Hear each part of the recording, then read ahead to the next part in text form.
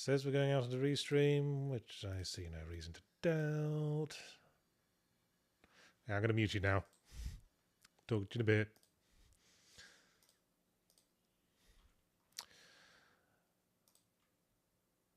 Come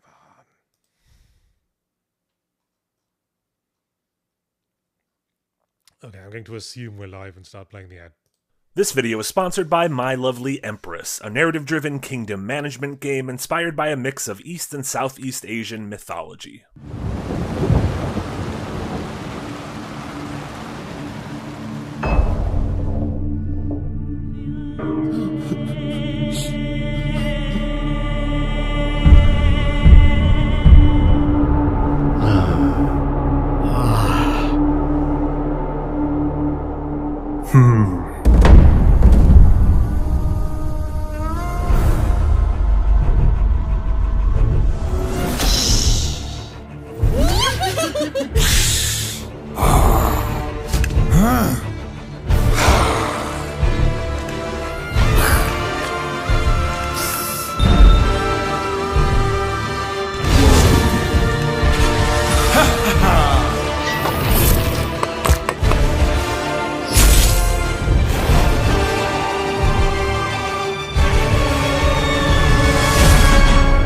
Over to Steam now to wishlist My Lovely Empress and play the demo today.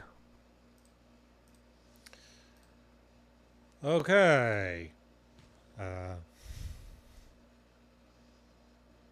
did unmute you, didn't I? That's possible. I wasn't making any noise just in case. Okay. No, I can hear you now. Okay, great. There's a lot of bass in that ad. My headphones are threatening to shake right off my head. Good. But anyway. It's the only tones I can hear anymore. Hello, everyone. Welcome to Yahtzee Tries. Well, we're playing two games that I have not played any of yet. Starting with a game that Jack has been, I would almost go as far to say, evangelical about, which is partly why he's here.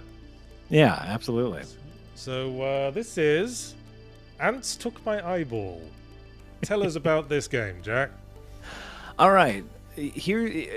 Here's my elevator pitch for Ants Took My Eyeball. It will make you feel like you felt playing Spelunky and Binding of Isaac back in the early 2000s. Well, don't sell it too hard. I'm not saying it's as good. I'm not saying it's better, worse, anything. It will make you feel like playing those games, as it is a action platformer roguelite, as there is some progression outside of the runs, with stacking abilities, stacking weapons, upgrade within the runs. But, it is a do the full run in one life kind of situation. Was this animated in MS Paint? I didn't even know you could animate things in MS Paint. Yes, well, that is... It seems fairly literal so far. Some ants took our eyeball. That's it. That's the opening cutscene. Ants took your eyeball. It was part of me that loves like how simple that intro is. We were talking a little bit about what was it? Animal Well, which is a game I liked a whole lot. 100% at Animal Well. Really, really enjoyed it.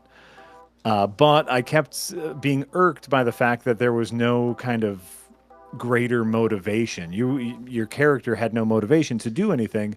And here, it's so simple. It's even a little stupid. You just want your eyeball back. And so that's the whole motivation. I mean, you could always, comb your hair differently so you could... people wouldn't have to see. Sure, you could. Okay, I found a stick. Yes. So you got a little melee wheel. Choose the stick, and now you got your melee weapon. You got a stick. Okay. Thanks for talking me through this. It's quite frightening to play new things. No, you're doing great. You're doing great. Okay. What I will say is, like, unlike Spelunky, which again is a game I truly love. There's definitely more of a combat focus in this. Like you are switching between your ranged and melee weapons pretty regularly. You are using your dash move pretty regularly. It's a doozy. So far, I think I have about 18 hours in, and am absolutely loving these ants and their eyeballs. Pure Pyro. Thanks for the €2. Who says, "How did Jack end up feeling about Spelunky 2?" I felt it was significantly harder than Spelunky, and I didn't end up. All of the stuff they added to me didn't add anything to the gameplay. So I never got around to finishing Spelunky 2. Because you were quite evangelical on the first Spelunky. Yeah, big old Spelunky. Dude, Spelunky head. That's what my nickname was. Sounds like a very terrible condition. Spelunky head. Doctors say I've got Spelunky head. Yeah, it's caved in. Oh, Thank you. nice. This You should do improv comedy, Jack. I think it's been a while since I've streamed, and so I just got to get all these puns out. Yeah, busy with all your fancy adventurous nice stuff. Too good for the rest of us, aren't these days, though, aren't you? There's been a lot of behind the scenes work to get those remasters ready. Ooh, but so here we go. Like this is Bloody to me this doors. is, huh? Bloody doors. And it's locked. It's locked, Yahtzee. What can you do to get the key? This is part of that, like, bring you back, make you want more. You got to figure out where to get that key. How do you get that key? It could be anything. Okay, those horizontal spear launchers are very Spelunky. I'll give it that. Yes. Very, very Spelunky. And so it's like it's a game that is a good blend between this like frenetic, high intensity action, but also like making sure you take a little time before you jump down a thing, before you look around a corner to make a little bit of a game plan. Yes. Because it can fuck you up. It has that. What's that other game? Noitu. That's sort of Noitu element. Ooh, I don't know if I know Noitu. Hold on, let me open up a tab here. Noitu. That's what I'm gonna assume how it's spelled. That's not how it's spelled. Noitu. No, that is how I spelled it. Noitu. Oh, I meant Noita. Yeah, Noitu is not the. Noita. Yeah. Yes. Okay, I know Noita. Yeah. Noitu is something very different. That's an anime about a young boy trying to make something of himself in high school. Oh, shit. Who's also a ninja. Of course. Who's also a ninja. Thank you, chat. Pretty Grim Games, our very own Jess Hoops in the chat. Hello, Jess. Okay, I found a thing to touch. Oh. And I added 25 to my max health. Ooh, Thank you, thing. Thank you, thing. Oh, shit. Yeah. Out of ammo. Now it's getting hairy. Yeah. It's nice to have a gun. So, did at no point in the course of developing this game did the developer realize, or any of the developer's friends point out, that the main character looks exactly like Shaggy from Scooby-Doo? I'll be honest. I'm not a big Scooby-Doo fan, so it has never occurred to me until you just said it right now. Jeez, it's exactly the right shade of green for the shirt, and exactly the right shade of brown for the trousers. Maybe they're big Scooby-Doo heads. We don't know. Maybe they're big Doo heads. Just seems a weird thing to put in my head. Aha! A Nodachi. Now, what was the button for melee weapons? There you go.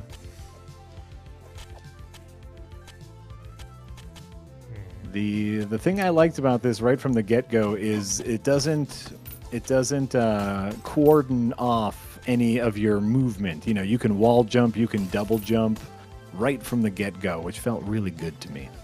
Yeah, it doesn't want to waste any time. Right. Jonathan Ross, no, this is not a Metroidvania. It is a roguelite. And so, heavy platforming elements. But then, of course, if you die, you have to start the whole run from the beginning. Why is everything coming back to life and killing me again?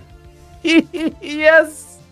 Risk reward Yahtzee! You just got a whole bunch of gem and golds, but it made everything you've already killed to come back as ghosts! I didn't know it was going to do that. I know, isn't that wonderful? What, not knowing things? Learning something. Oh, yes, learning. So, I remember that. Now... Do you remember learning? Yeah, that was a thing I used to do when I was a kid. Sort of like masturbating to video game magazine advertisements. Really? I guess they were hornier back in the day. Oh, yeah. Back in the Lara Croft era. Not even the Lara Croft era. I've seen, people... It pops up on the internet every once in a while. People sharing, Game Boy ads. And it's like the most fun you can have in bed. And it's just naked ladies. Yeah. I think it was it Battle Cruiser or just an ad of a lady with no underpants on holding the game box art in front of her crotch, and that was it? No information about the game or anything? That sounds absolutely correct. Sounds absolutely correct. Uh-oh, Cheshire's in the chat. El Cheshire. Hey, Cheshire. Hi, Cheshire. The artist for Second Wind and Starstruck Vagabond's character portraits. Ooh, yes.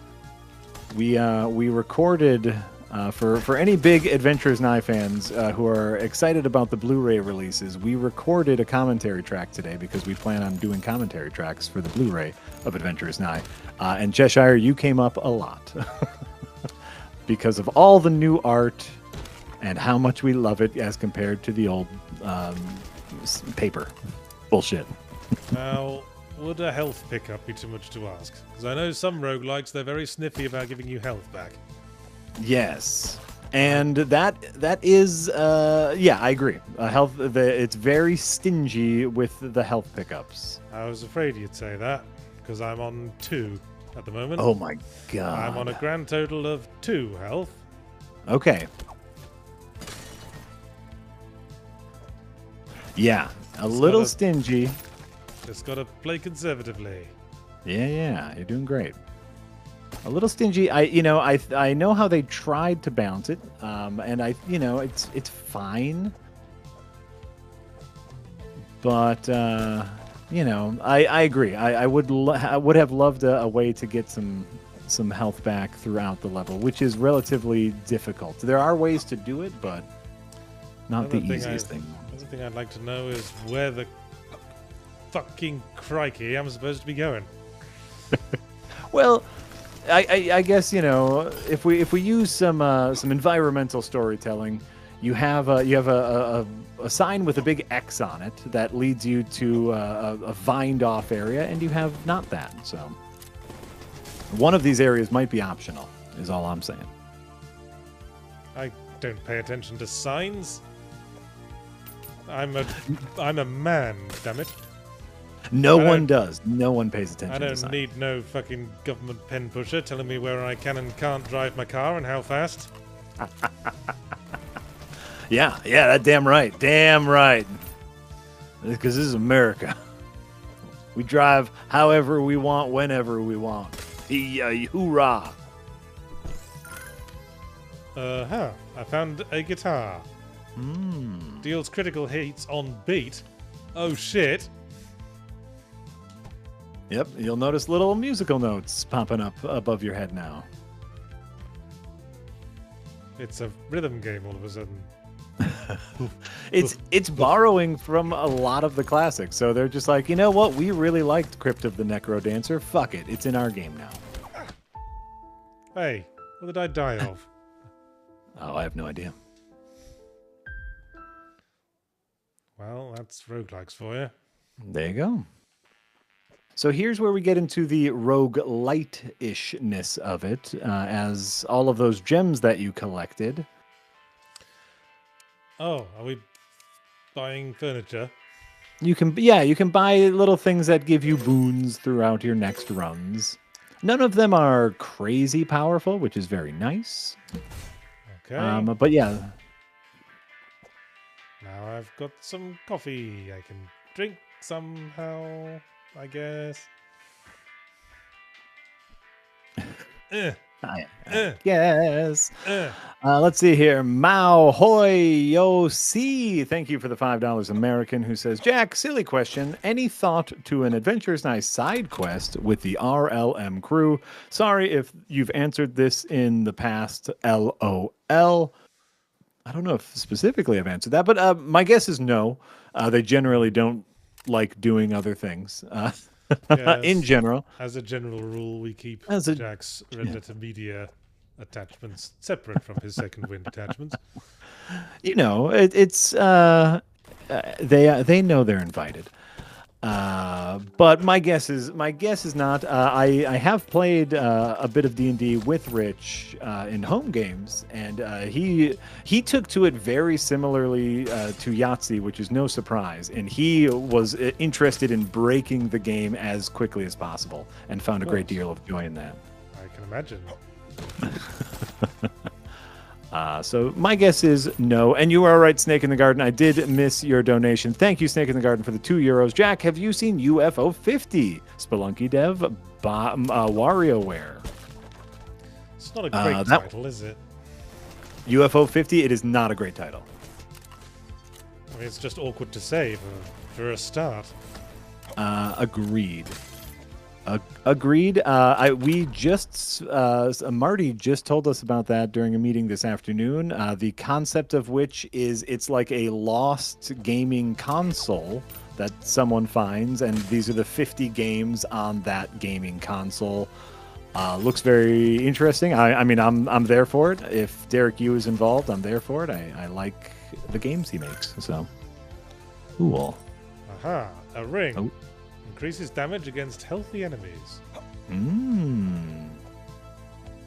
That bloody door's locked again. It sure is. Oh, man. Don't you just want to figure that out? Okay, well, there's a sign with an X on it. In the interests of trying to make some actual bloody progress, let's ignore it for now. I'll give you like the too long didn't read on those. Those are optional dead end areas with a lot of enemies and those big beetle bosses that have a treasure chest that can either get you a new weapon or a new power up. Melee kills reload ranged weapon. Well, yes. Reloading wasn't a huge issue, but fine. I'll take it. It can be later on, so I think that's a good one. That's a favorite power-up of mine.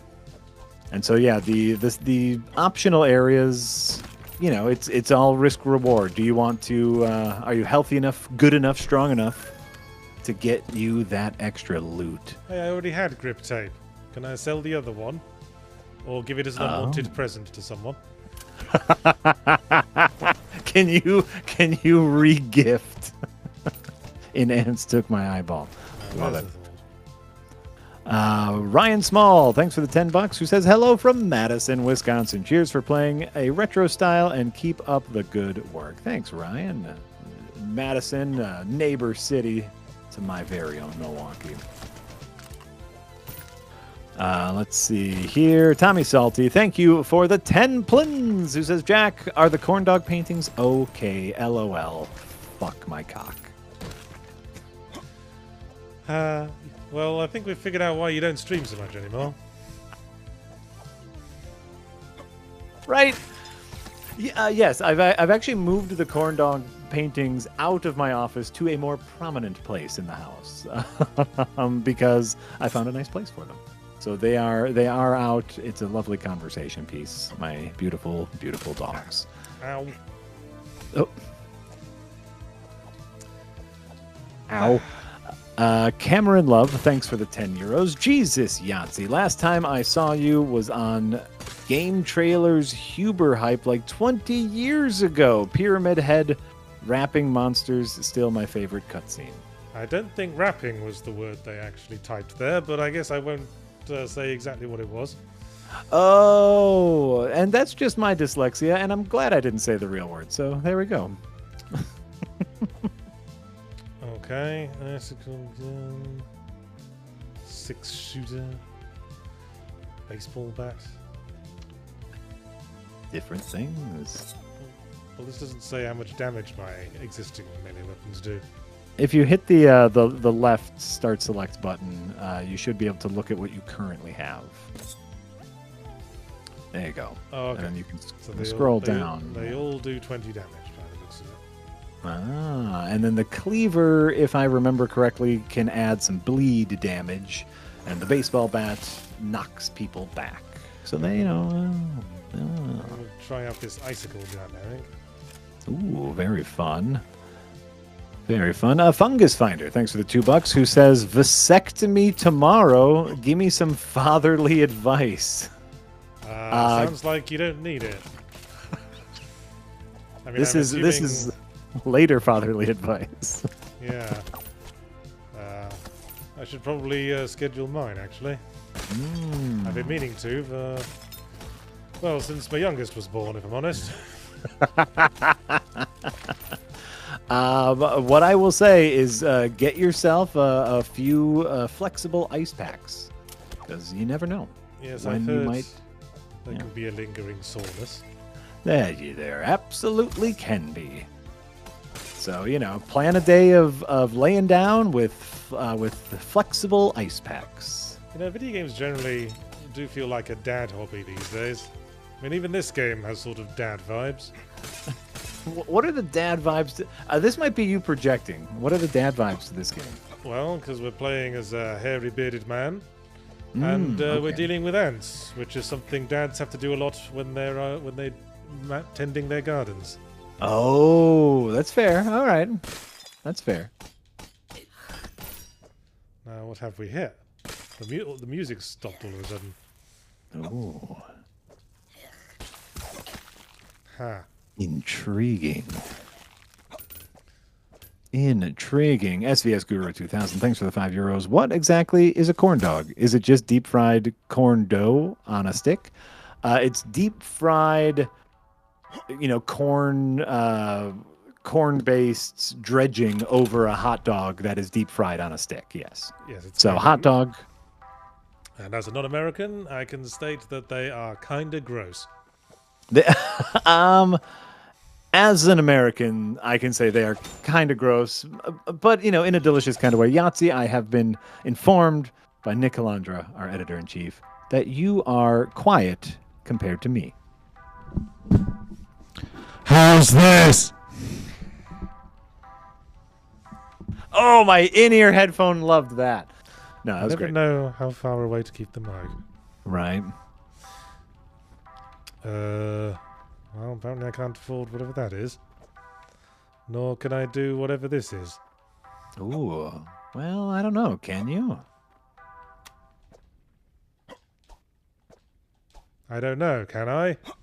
Well, take a look at that menu that you popped up to like kind of look at your things as stats. Yes. Like scroll down and like hover over, or like press that down on the D-pad or something to hover over something. And then you have like you have options to, now you can see what they all do, and then under what they do, what they have is options to unequip, to move, or to drop. I see. Dun dun dun. So if we stand here and oh shit. Don't do that. And we drop this gun. Mm-hmm. Some shit comes out. Well, that wasn't terribly intuitive. I don't know. I figured it out. And we can drop one of these grip tapes. Sure. Now I've got some shit. You sure do. And can use it to question mark. Yeah. You God, sure this- can use it to question mark. God, this is like watching season 2 of Game of Thrones with someone who's read the book. I'm not trying to tell you too many things. I'm trying to let you discover stuff on your own. But now that you've beaten the level, what you can see here is kind of the way that they've balanced no health pickups or very few health pickups during is in crossing that barrier, you get all of your health back. I see. This is very Noita. Oh, okay. And I've not played Noita. Okay, a damp shirt. Can't Can't afford that. One additional Denmark. jump. I don't really see the necessity of that. Denmark, thanks for the $5. Hey, Yachts, here's $5. Don't blow my ears out again. Stick to me mom's back. Dang. Sorry. Dang. Okay, ammo for my gun. Mm-hmm. And we proceed. I got a sleepy dog on my lap. Oh, what else do you need? What else do you need in life? Nothing. The answer is nothing, Yachts. You need a dog on your lap, a corn dog in your mouth, and a beautiful video game. You need a dog on your lap, a corn dog in your mouth, and a beautiful, sexy video game advertisement to look at in the morning. God bless America. Jeez, that sort of transitioned into a Donald Trump speech. I just sort of associate any use of the word beautiful with him now. Just because of how rambly and non sequitur it was. Yeah. That's fair. That's fair.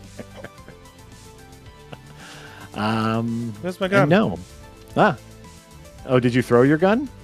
No. I just unequipped it for some reason. Oh. I don't know how you did that, I'll be honest with you. Anyway, yes. Okay.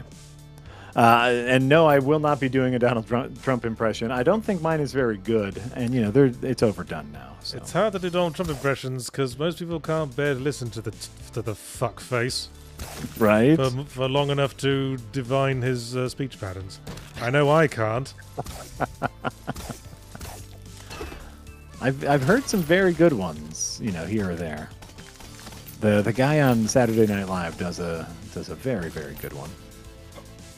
Let's see here. Robo Knob the Snob says, Yachts, starstruck vagabonds ending inflicted some unexpected but very appreciated emotional damage. Really loved the writing. That's the intention. I'm glad you enjoyed it. I deliberately designed it to be emotionally affecting, and it sounds good. like it was. Hooray, you did it. If you like the game and want to support it, the best thing you can do at this point is give it a positive Steam review.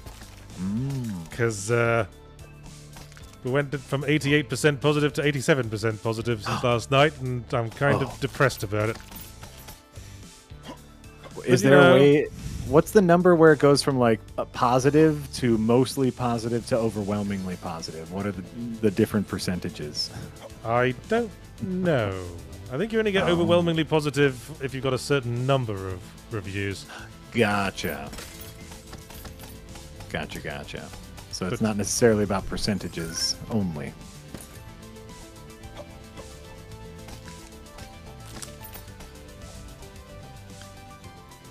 Well, we'll figure that out later. SVS Guru 2000. Have you ever considered stealing from Red Letter Media and do a best of the worst video, but for terrible video games? This is a question that comes up regularly. Well, you guys tried to do a video game content for a while. Like a couple of false starts there, if I seem to recall.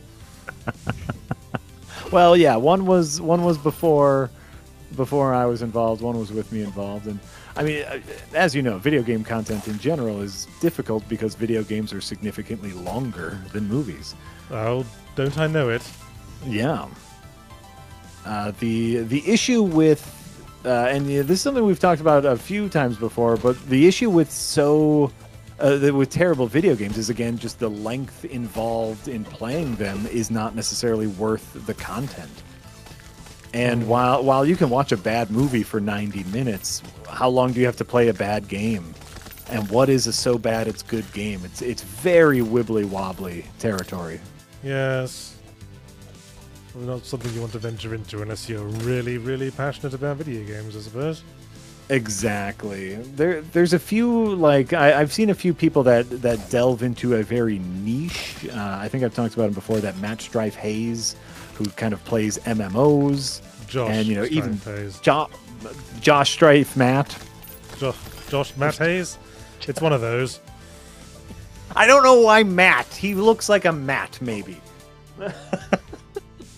I knew like But, you know, three Matts back in Australia. There's so many Matts in general. You know, Bath.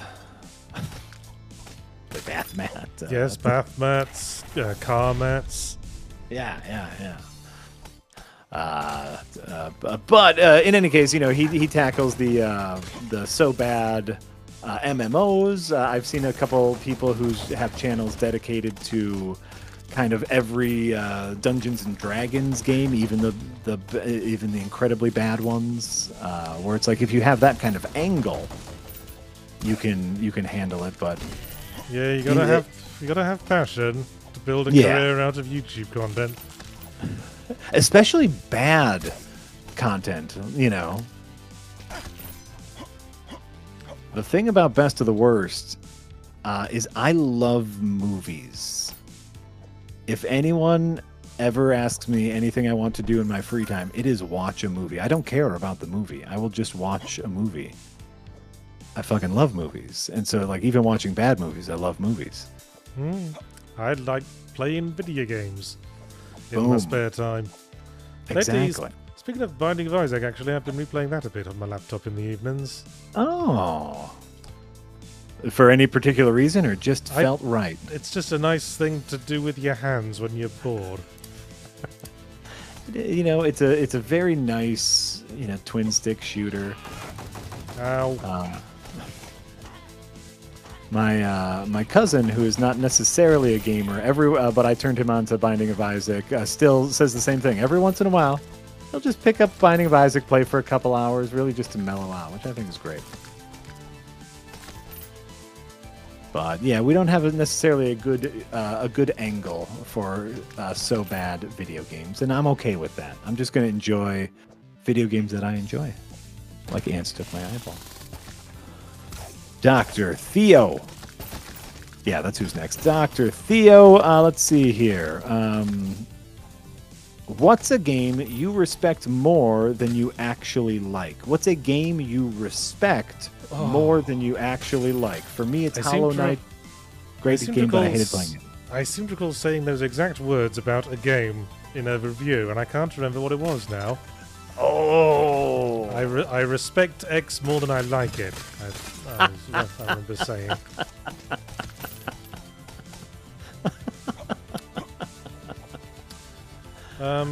Yeah. A game you respect. Oh, Kentucky Route Zero. Thank you, Race Carlog.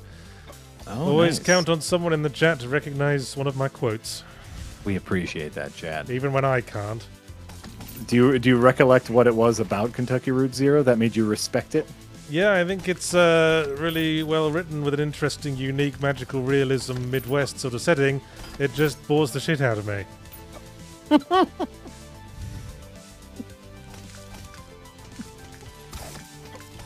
Like, I think I said in my review, like there's an entire act of that game where you're forced to watch a student play. I mean, and you can't do anything but sit and watch the student play. And if you try to look away from the student play, the fucking actors stop acting. They stop talking. So they only talk while you're looking at them. It's like having to pick out the stick you're going to be beaten with. But damn it, you respect it. They had a vision. I great. respect that. I think this run might be a bit fucked. Yeah, you got 8 health back. What I think, like, as far as the balancing goes, as far as, you know, personally, just because I've played a lot, is you are expected to lose a fair bit of health. Well, that's roguelikes for you. Right.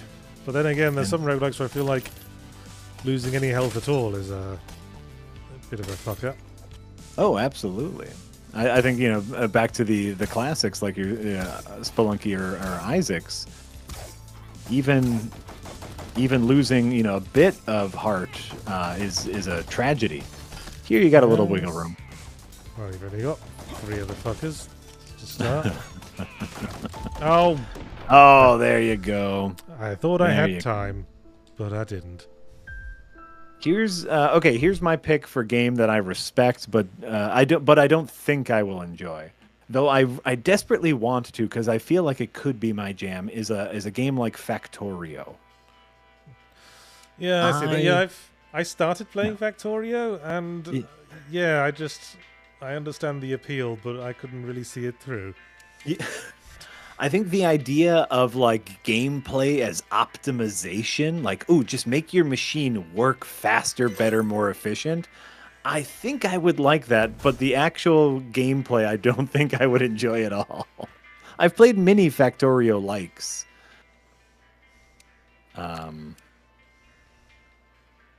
Okay, so you got the trinket printer now, and so now you get to start your run with a power-up.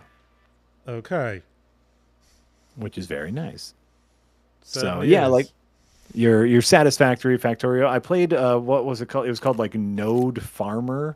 There was a demo for Next Fest called Node Farmer, and it's like a farming game, but it's very Factorio like, and it's like, oh, this is wonderful, but it's small, so I think I like it because it's small. Respect the hell out of them games. Where are we? Dr. Theo, guess you can call it a guilty displeasure. Huh? Yeah. Huh? I see. I'm picking up what you're putting down there. Huh? Yahtzee? Yeah, I don't get it. Yeah. Okay, great. Well, if a guilty pleasure is liking something you generally think is bad, a guilty displeasure would be not liking something you overall think is good. Gotcha. Like what we're talking about. Gotcha. Oh, okay, now I actually understand. Yes, like Citizen Kane. Citizen Kane is a movie I respect a whole lot, but think is boring as milky wheat. Well, toast. isn't its whole reputation is just because it was the first? It was the first to do what we consider like standard filmic storytelling. Yes, well, not necessarily the first, but the movie that brought it to the mainstream. There are people whom I know, whom are film snobs, and whose opinion I generally respect, who will defend the movie by itself, outside of historical context of Citizen Kane. I don't understand that. I think it's boring as shit. But they love it. I was forced to quickly come up with an answer to the question, name a film you like, the other day. I saw that in the Slack. What is a film that you like, Yahtzee? Well, I was caught on the spot, and for some reason the first film that came to mind was Stanley Kubrick's A Clockwork Orange. I think it came out because there was like an argument on Jesse and Casey and Jess's stream where they were arguing over whether or not I like any films. And I did used to watch films as much as anyone else. I just don't really have the time for it these days and haven't felt much need to change that. Absolutely. But Some people just aren't movie people. Yeah. Yeah, there are films in the past I have liked. Like, I liked The Clockwork Orange. I like Jacob's Ladder. That's a good film. All right. Big downers. Because it reminds me of Silent Hill. Oh, sure. That's fair. That's fair. Yeah. I find I don't really like superhero films as a general rule, which is probably why I've avoided the cinema. That's a lot of them. That's a lot of them. There's some good, non-superheroes out there.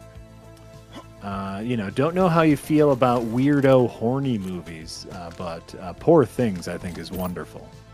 I don't really have an opinion on weirdo horny. I mean, I like, guess it's very horny and very weird. I guess I like normal horny in the sense that we all like jerking off to porn. Sure. Okay, then you know what? You might like that Poor Things. It's very weird and very horny. I enjoyed it. Let's see here. RoboKnob the Snob, thanks for the tip. Says, positive review added, you adorable misanthrope. Thank you, Reverend Knob the Snob. Everyone be like Reverend Knob the Snob. Posting Go. likes and positive reviews on the things you like is how you navigate today's online conversations. It's really true. Because It's how you everything is algorithm based. It's how you ensure more of the thing you like. People, there is a negative review bias. You feel stronger about things that are bad, and so you are more likely to post a negative review if things are bad. But take a moment and post a positive review about a thing you like. Whether it be a restaurant, a video game, an eBay seller. Just take a moment to spread that love, everybody. Everyone take a moment now. Not necessarily my stuff. Just think of something you like and then go and post a positive review on it. On Amazon or something. Absolutely. Hell yeah. We can all take time out of our day to do that. Hell yeah. And if it so happens to be Starstruck Vagabond, then it's going to be that. And then we'll doing nothing but spread a little positivity in the world. Fuck yeah. Positivity. Okay, I'll increase my crit damage. That sounds good. There you go. I haven't really been paying attention, so this run's gotten a bit fucked up already. Oh my god, yeah, you are very low on health. Josh Knowles, thanks for the tip. Ever see the stop-motion horror film Mad God? I'm going to assume Yahtzee hasn't. I also haven't, but it is on my official watch list. I've seen weird stop-motion films. Well, This they're is mostly short films. Yes, this is a infamous kind of passion project from a stop-motion creator, and it took ages and ages to finish. And it is supposed to be just an absolute rip-roarer of a psychotic meltdown, as visualized in stop-motion. Stop-motion really is uniquely good at being disturbing, isn't it? It really is. Oh, I've got a. If you're interested in disturbing stop-motion stuff, I got something for you to search for. I need you to search for the title "Cat with Hands." I don't like it already. Cat with Hands. My short film about a bad pussy? That I don't know if that's the same one. Okay. But I'm thinking it's like a stop-motion short film that is very, very freaky. I see a 2001 short. Oh, this looks stop-motion by Robert Morgan. I don't even know if that's the right one. The dark, surreal story of a cat who wants to be human. Yeah, that's probably it. Okay. The Cat with Hands, 2001, directed by Robert Morgan. I have a tab open. I am terrified, Yahtzee. Well, watch it later. I'm playing a game right now. Okay, fair. I won't watch it during the stream. So, Dr. Theo, ever played VR since your last review in VR? Not really, no. My old Oculus Rift is just sort of sitting around at the moment. I haven't really gone back to it. Still like VR, though. You like VR. I love... Okay, so I have a Meta Quest 3. The newer of the Meta Quests. And mine's still a Meta Quest 2. Oh, but you also have like the good VR too, right? Which one are you talking about there? The Valve one? Do you have the big old VR? Yeah, I only really have time for the Meta Quest because it's wireless and you don't need to spend ages setting it up. It's amazing. It's amazing. You just put it on your face and it's right there. And I still weekly play the hell out of some Beat Saber because that's a fucking great game. My oldest and I will like just take maybe 45 minutes, just go back and forth, just Beat Sabering. Great times. Love me a Beat Saber. And there was a few other ones. Oh, what was the Pistol Whip? That's what it was called, which is like a rhythm-based shooter game that's really fun. Oh yes, I know Pistol Whip. But basically, it's a Beat Saber machine, and I'm also okay with that because fucking Beat Saber rips. Oh, if you like Beat Saber, have you played Ragnarok? Ragnarok? Ragnarok. It's a rhythm game where you're a guy banging the drums on a Viking longboat. Oh, all right. And it uses a bunch of like dwarf metal songs. Oh, hell yeah. All right. Yeah, I think you'd like that one. Okay, I got a tab open. I like rhythm games. So my MetaQuest 3 is a wonderful Beat Saber machine. The Daft Punk collection came out. That was awesome. Could use a few. I just want more songs. I just want more songs on it.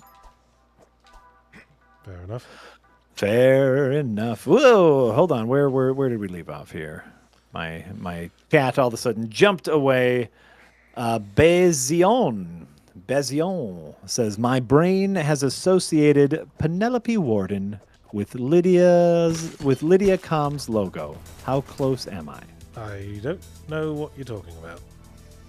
I also don't know what you're talking about. I know Penelope Warden is a character in my Galaxy for Food books. I don't know what the other part is. Linda Com's logo? Shrug. Shrug. Okay, great. Great. Shrug. I'm seeing Planet Crafters, a good middle ground between Factorio. There was a neat little adventure-y one where you have to draw heroes to fight battles that I saw pop up the other day. Looked interesting. I got a little bit into Satisfactory for a while. Yeah. And then you're just like, I'm done. Pretty much. Yeah. Yeah, and I think that's okay. There are people who are very into it. I hate this fucker. One of these days, you're going to learn how to jump over that attack. It's going to be great. I believe in you, Yahtzee, is basically what I'm saying. I'm glad somebody does. It's it's me. I'm the one. I'm the one who believes in Yahtzee. See, that sort of smoke thing doesn't really register as an attack in my mind. Mine sort of filters it out along with all the other sort of random background effects. Very interesting. It's very interesting. TSP, thanks for the tip, who says, on the topics of Binding of Isaac and Red Letter Media, I've always wondered, was Rich and Mike doing voices for Edmund McMillan's games due to your influence, Jack? Did Mike do? I don't know if Mike did one, but Rich did. Rich did the voice in the End is Nigh. Yeah. Which seems to come up a lot whenever I'm Googling Adventure is Nigh for ego serve reasons. Ooh, well, there you go. Probably, I assume. Oh, bees. Fucking bees. Yeah, you got bees. I bit off more than I could chew with these bees. Run away, run away. Oh, yeah, you're dead. Yeah, I'm dead. Yeah, I'm assuming that's my influence. We had Edmund on a previously recorded live, and we did a whole big interview with him. That was a great stream. We chatted weirdo horror movies. That was good times. Well, if anyone would be into weirdo horror movies, it's Edmund. Yes. So I'm gonna say that I did that. Hooray me! Borp. You got a clock. Yay. Yeah. Jambly, it will never stop. It will never stop, and we just have to be okay with that. And that's going to be okay. Dr. Theo says, know that common critique of weapons that have an extra step to kill? What if a game had nothing but that, so it becomes a puzzle on clearing the room? I'm trying to think of a weapon that has an extra step to kill. Well, I always complain about that in, I think it was, what game was it? Well, there was a first-person shooter where you had like this fancy weapon, where you fill a dude with explosive darts and then you pressed a button to make all the darts explode. And I was like, that just adds an extra step. Why don't I just use the gun that hurts the enemy in the first place? Yeah, that's fair. That is a fair critique. I like that idea. I think that would be very, in my head, that would be very Hitman-esque. You know, like you have to plant a bomb on the person and find a time to detonate it. Or, you plant a poison injector and have to find just, like after they take a bite of food so it looks like they got food poisoning, that sort of thing. That could be fun. You could do something like Tear Down, where you have to make sure 5 characters die at more or less the same time. Ooh, yeah. So you got to get familiar with their schedules, make sure that the time bomb you attach to one of them goes off only after a very specific amount of time. You need to be able to exploit trial and error, I think. It'd probably make a good time loop game. Ooh, yeah, that could be a lot of fun. I think there's potential there. There's potential in a mechanic like that. And Dr. Theo says, I am so into VR that I got a full body tracking set for VR chat. Yeah. And planning on getting a haptic vest. There's one that even simulates pain with shock. Dr. Theo, that's stupid. Why would you want that? Why would you want pain? Yeah. I think what my experience is with that sort of thing is that it kind of reduces immersion. Because if you have to make a movement with your actual arm, like you did with the Wii motion controls, or if your actual physical body receives a shock because you get hit, that just makes your brain instantly think of your own body and pull you out of immersion. Ooh, interesting. Suddenly, it's not you immersed with the player character; it's you yourself getting fucked up in real life.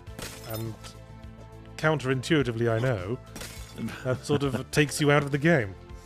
Absolutely. I think for me, it's just I play games for escapism. I wanna take a little time, get out of my own head, get out of my world. And so it's why would I want to invite the bad parts of games? Yeah, my character can die, but I don't feel anything. Yeah, I mean, imagine playing something like Gears of War and having to actually do all the running in heavy armor that Marcus Phoenix does. You'd be really worn out and covered in sweat in the first 10 minutes. Absolutely. And, I've seen those things, those VR things where it's treadmill-like things. And it's man, I don't want to do that. I want to sit. I want to sit on my couch. Yeah, that's what I said about Kinect. Yeah. And obviously, Dr. Theo, that's great. If this is something you're into, this is not me judging you. This is me just not necessarily on the same wavelength. And that's okay.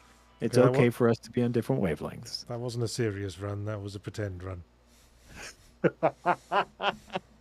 You've gotten to level 2, now, and you're kind of you're picking up a little bit more on the flow. You've got some power-ups, you are doing the progression. Which to me, this was the start of it, and then I started kind of answering some of the questions. It's oh, how do I unlock that door? How do I get this? How do I get this? Ooh, this is how I do that. This is what makes sense. And so for me, the progression was so smooth and wonderful. Maybe not something that can be achieved via stream, but I'm still glad you're playing it because I like it. I'll be honest with you, Jack. I'm not really seeing much differentiated from every other roguelike platformer in the world. I think that's fair. The thing that I think this is very easily compared to is something like a Dead Cells, where it's a little more action heavy. And to me, there was never any level mystery to Dead Cells. Sure, there was some story elements and some other elements, but run to run, they all blended together. Here, there are greater goals that I'm working towards, greater mysteries to solve, mysteries within mysteries, and so to me, it's that unlocking thing. But it's not everybody's vibe. That's cool. That's cool. I mean, it's functional. And there's value in something that does everything right, even if it doesn't do anything new. That's fair. That's fair. It does feel a lot like Noita to play, except without all the physics gimmick in there. And I have not played Noita, so maybe that's the thing. Maybe I just need to play Noita. Well, you should give it a go. I think you'd like it. It was on my list for a bit. Moved off. Kamja Ninja. Will Will hold on. Will leave get a paper release? My brain inexpectedly thinks Warden and other Earthers have Aussie accents, so I can't listen to the audiobook. Okay. Yes, of course, as always, there will be a paper release. We just always do an Audible version first because we have a contract with them. It's like a 6-month contract, but it usually takes a bit longer. So, I would expect it usually roughly about a year after the Audible release. Sure. Well, that's good to know. Estefan Costa says the next step for VR enthusiasts is to have the haptic feedback actually kill your real body when you die in-game. Now that's immersion, baby. Kind of defeats the point. Nah, hey, it's that's new wave euthanasia. It's just like I want to go my own way by getting pwned by a noob. Didn't someone design a hypothetical death roller coaster that would create a specific sort of G-forces in the riders so that would kill them instantly and painlessly, but while they're having a really fun roller coaster ride? Someone did design that, I believe. Yes.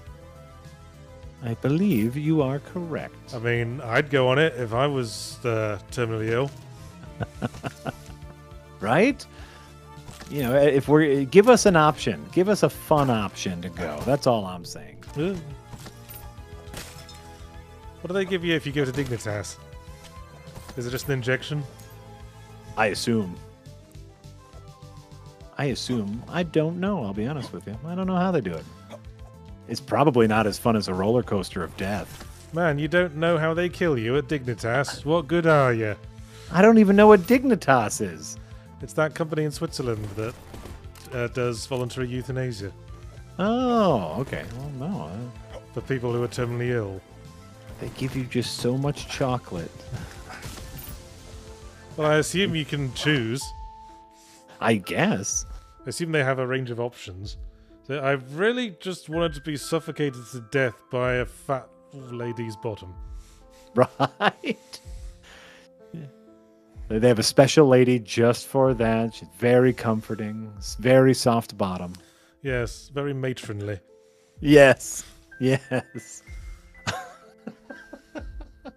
She takes great pride in her work. A lot of squats. Yeah. You'd be surprised how many people take that option. She's got like a 6-month waiting list. We've had to hire another. Everyone likes fat bottoms. We knew of the songs. We just didn't know how popular it would be. Yeah, we have a clause in her contract that she actually gets a payout if her bottom stops being fat. Yeah. Anti-dietary restrictions. Yeah. Where are we here? SVS Guru 2000 says that's why VR needs a neural interface. Have a physical immersion without physical strain or fatigue, like you lack certain reflexes in a dream. Yes. Obviously, that would be really good. But the problem with that is that it requires direct computer-brain interface, and if we've got that, we can do a hell of a lot cooler stuff than play video games, my friend. Right? We could put your body in like a fucking robot pterodactyl and fly around the world. Why would you want to be? Why would you want to play fucking Skyrim if you can do that? But also, like, you're gonna have your brain hooked up to a computer. Computers are fucked, man. Like, I don't know if you've been on a computer recently. It's not fun. I don't want necessarily my brain to, have to shut down every 5 minutes for an update. What kind of apps are they gonna sell you? What kind of DLC for the brain interface? Fuck that. I'd really like sort of a HUD interface over my eye that gives me useful information about my environment. Sure, yeah. There's going to be a lot of those kind of widget apps for the brain interface. Those are going to be the popular, easy ones, the starter dev kit. Man, it would fucking change the world. You'd never be able to trust that anyone on a quiz show actually knew what they were saying or were just looking it up. They would have to. Everyone on a quiz show would have to be inside a Faraday cage. Yeah. We're filming this quiz show in the deserts of Nevada to make sure you fuckers don't have Wi-Fi. Even then, they might have downloaded the Encyclopedia Britannica onto their internal hard drives. Oh shit! Right? That's fucked. That's fucked. Dr. Theo says, I guess I am a fan of the niche things. Lets me do one thing really well. I find those kinds of things very fascinating and fun to experience. That's great, Dr. Theo. It's important to find things you enjoy in life. Don't let my hatred of the thing you love, or not even hatred, don't let my ambiguity about the thing you love deter you from doing things that you enjoy. Fuck yeah. That's what we talked about. Find a thing you like. Give it a good review. Give VR a good review, Dr. Theo. Have you reviewed your games, given them a thumbs up? Yeah. Go do it. Yeah. Go review a VR game you really like. Yeah. Have you given it a thumbs up? You should. Tell the creators you liked it. Go find an It's obscure important. game that was sold in like 2010 on Steam and like 3 people played, and then give it a positive review, because I guarantee that will make that creator's fucking day. Right? They'll get a little notification and go, oh, yeah, I did it. Someone remembered. Someone. Hell yeah. All right. Where are we? It's 2 right. o'clock. We got to stop playing this game Jack likes. That's okay. Hey, you got an hour in? That's great. Okay. Great job. Great job, Yachts. Adjust keyboard by out. himself. I'm going to move my windows around because the next game won't let me run it in windowed mode.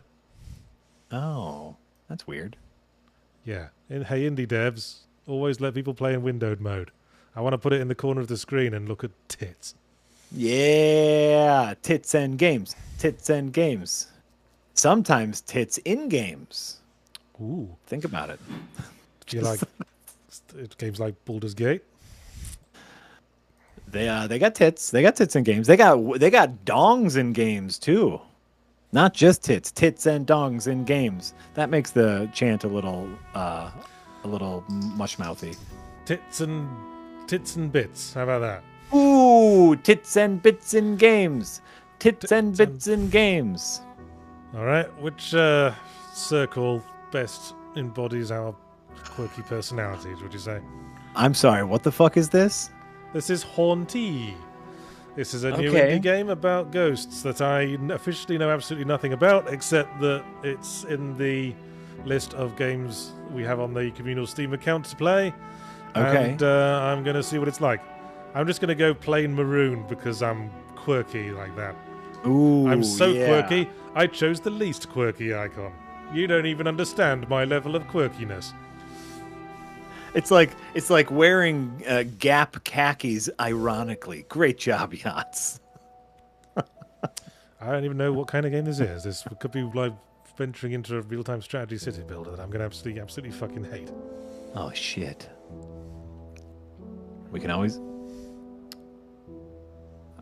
Whoa! Oh, there's a person. In that. a space rock. Person in space rock. I like the little drawn out atmospheric force wave. That's neat. And Oh, it's a city shit. full of hourglasses. It's probably a metaphor for something.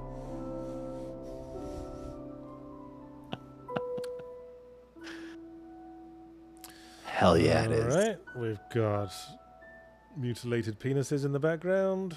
Mmm. And I'm a little ghost. That's what we call a circumcision with flair.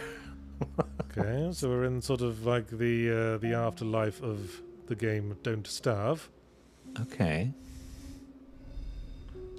Oh, and we got a dash. It's an Oop. action game. It's an Uh-oh. action game. Everybody run.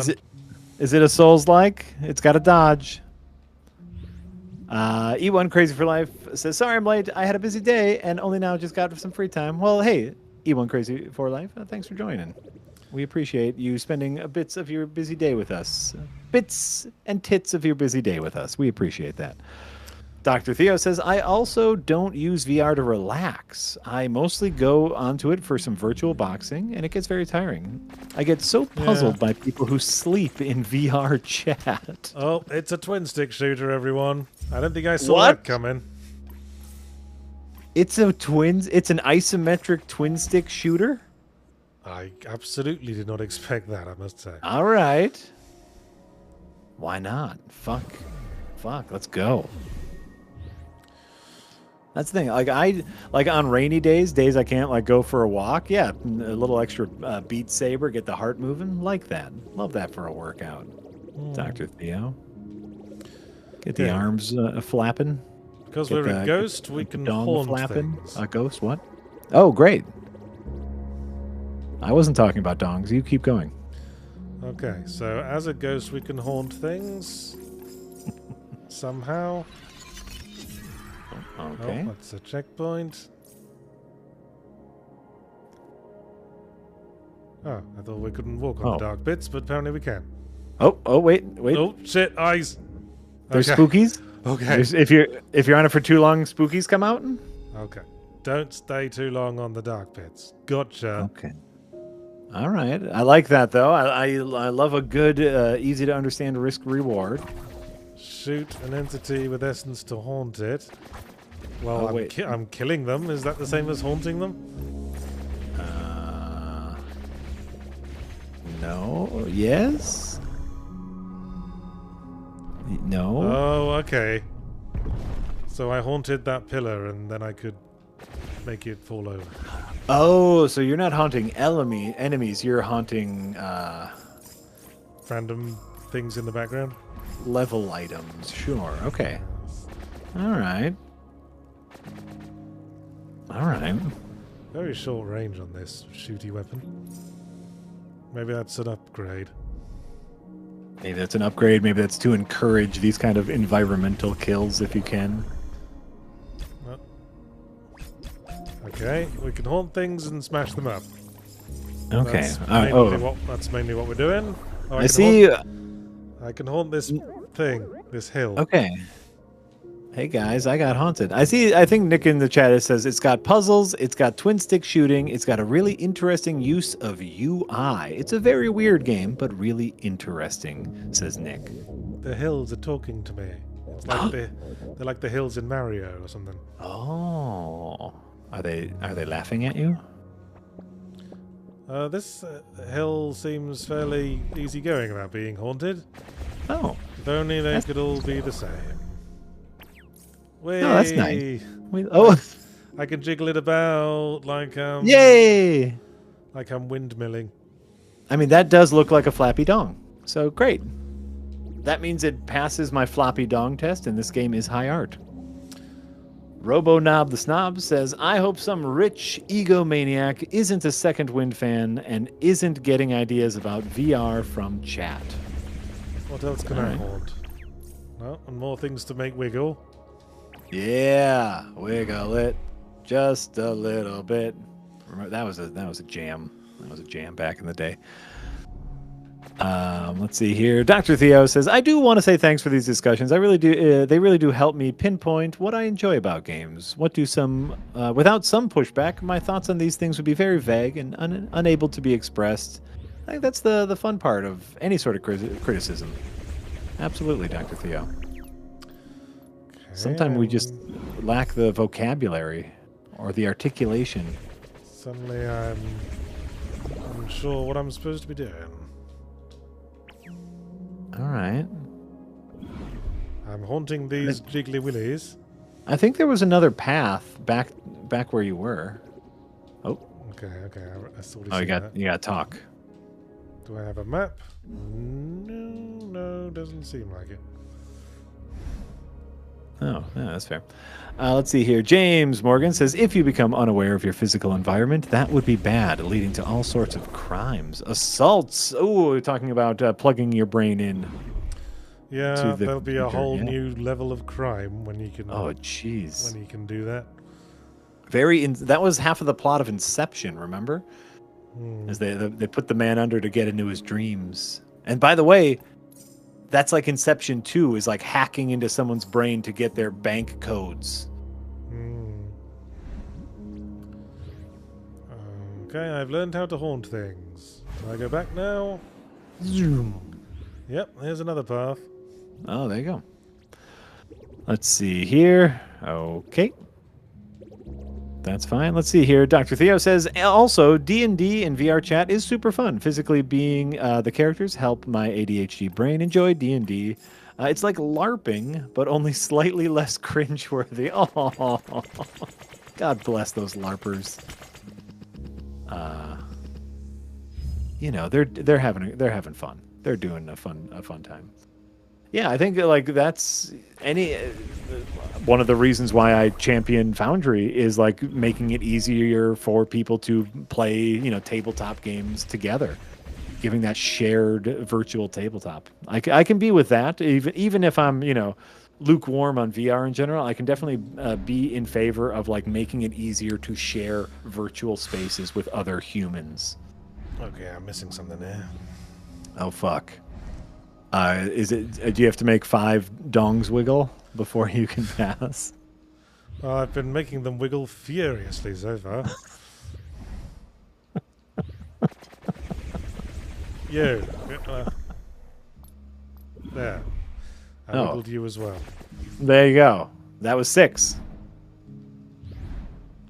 I think this will just go back to where I started. Yep, it's reminded me how to move around. This was definitely where I started. Okay. Agreed. Sorrow Cat. I like the look. I like the look of the game. But is the look perhaps hindering Yahtzee's progression? It's too arty to know where to go. Oh, okay. Yeah. Okay, there's definitely nowhere to go except this portal. Okay. Okay, there's some bits that you missed, so that's good. Oh, more bits. Do you need a certain amount of bits to leave? Do you need 100 bits? I don't think I need bits. Oh, wait a second. Wait. Ha. Oh, ho, ho. Boom. You puzzled. There's this thing here. You puzzled like a champ, Yahtzee. And it made a new portal. Okay.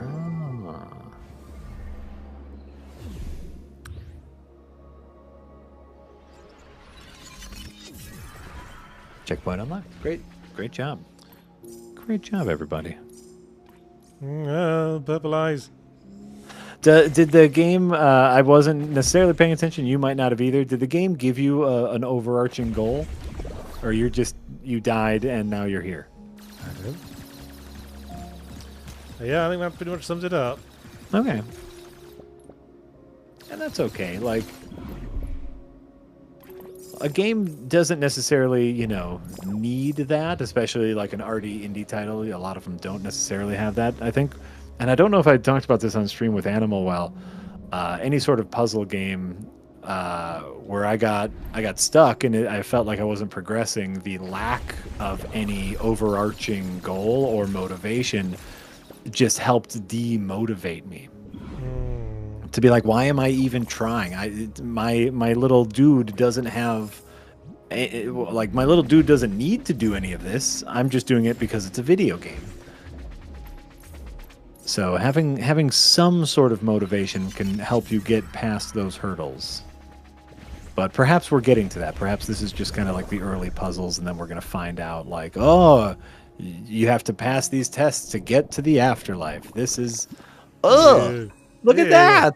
Look at that! I'm an ovarian cyst. Glorp? You glorped it, Yachts. Oh shit! It's timed. Off. Oh! Oh, you did it.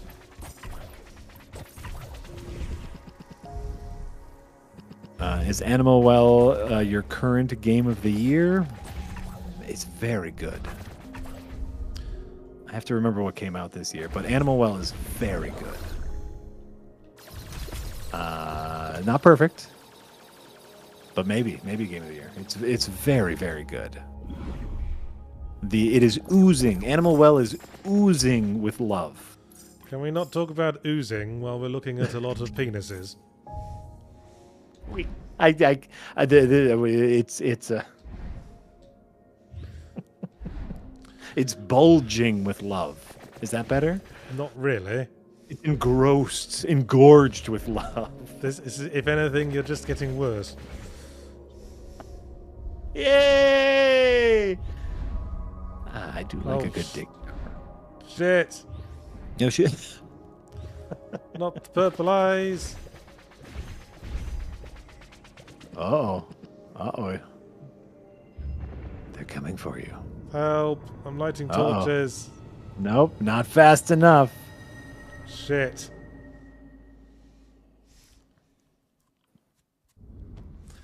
Oh no. Oh. It's... Oh. It's the nothing. The nothing almost it got you. Never-ending story reference? You know. Oh no, it's a... It's a biblically correct accurate angel, yeah. A biblically accurate angel. Oh, how wonderful. Oh, this is the second thing that was on the cover art. Oh. Oh, did you have to die to get the next little story bit? Aha. Oh.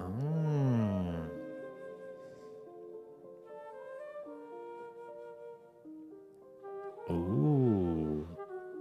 Okay, so yeah, this is I'm via context clues. I'm assuming this is about getting to the afterlife and not being swallowed up by the black void of nothingness. I always like that as a concept for like the bad guy in Never-Ending Story. It's like it's just nothing. It's non-existence. I think that's wonderfully dark and abstract for a children's movie. Just to be like the most malevolent thing. Just based on a book, of course. Mm-hmm. Oh yeah. It's a weird book though, because the conflict that's laid out in the movie is like completed at like the halfway point of the book, and then it just keeps going, sort of rambling on for a while with mostly irrelevant things. Oh, okay. I guess that's why they called it the Never-Ending Story. Thinking about it. The never-ending story. Ha ha ha ha ha ha ha. This is supposed to mean something. Am I supposed to be inferring? Well, go back. I want to look at them again. I'm inferring meaning. Solve puzzles, go to heaven. Don't solve puzzles, cease your existence, and no one remembers you. Puzzles are the only way to be remembered. That thing that said you can haunt most things was talking absolute bollocks. You can haunt some things. Yeah, I can haunt a thing. I can haunt a big fat willy and make it wiggle about. Mm-hmm. Absolutely. Hannibal Lar, thanks for the tip, who says, speaking of ooze, will Adventures Nigh Season 3 get a podcast? Hannibal, I assume you're talking about the audio-only versions, and the answer is yes. We are getting our Spotify account, our podcasty accounts all set up. You'll get all of the seasons. You'll even get like the seasons with the newly remastered audio pass. So there'll be music, there'll be sound effects in the old seasons that didn't have them. So yes, you will get them all in audio version coming soon. Matt is furiously working on that. It's very exciting. It's interesting. You can choose in what direction to knock the pillar down. Oh.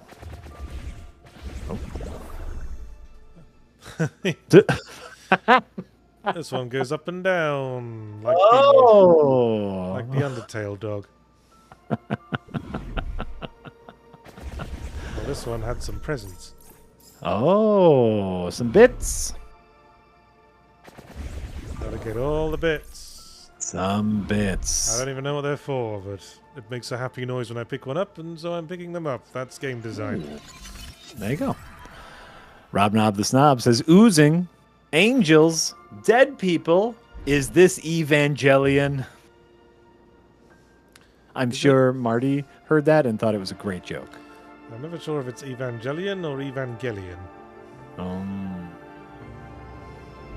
Someone's going to be mad either way you pronounce it. So. Oh, well, we'll just say that thing where the dude jerks off to the comatose girl.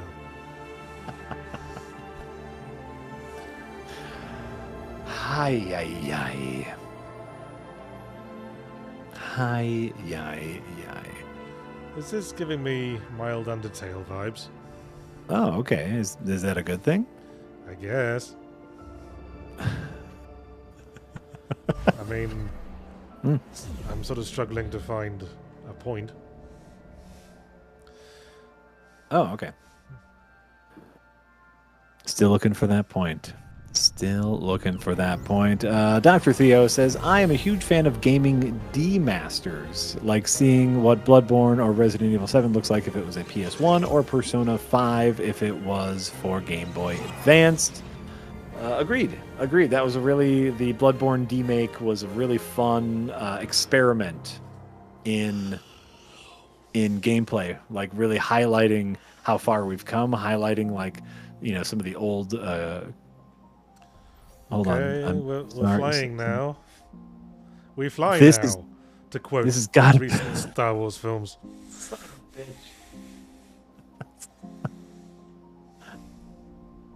What in the hell is happening? Yeah, this is You the sort know. of thing where some context would be nice. This listen, they stole your eyeball, you have to get your eyeball back. It's I mean, simple. when this happens at the end of Celeste, there's sort of a triumph to it because you know the context. Yeah. It's like, hey, we've overcome our anxiety and succeeding at flying up to the top of the mountain. This is just I'm just sort of gone in the only direction I was allowed to go, and now this thing's happening. Are you saying you don't feel accomplished by going in the direction you were supposed to go in? Oh, I think we're getting Oh. some context. I think some context is appearing. No, we had an Ico and Yorda relationship. The nothing is going to get you, Yachts. Well, that's not nothing. That's a bunch of chains. It's the The- fucking I- Cenobites from Hellraiser. They have such sights to show me. Yeah, that's a film I've seen. There you go. Next time say that. Next time say Hellraiser. Okay.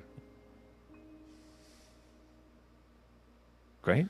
Okay. And that's it. That's the game. Now we know what to do. We're going to get reunited with our angel pal and have some heaven sex. Ooh. Hell yeah.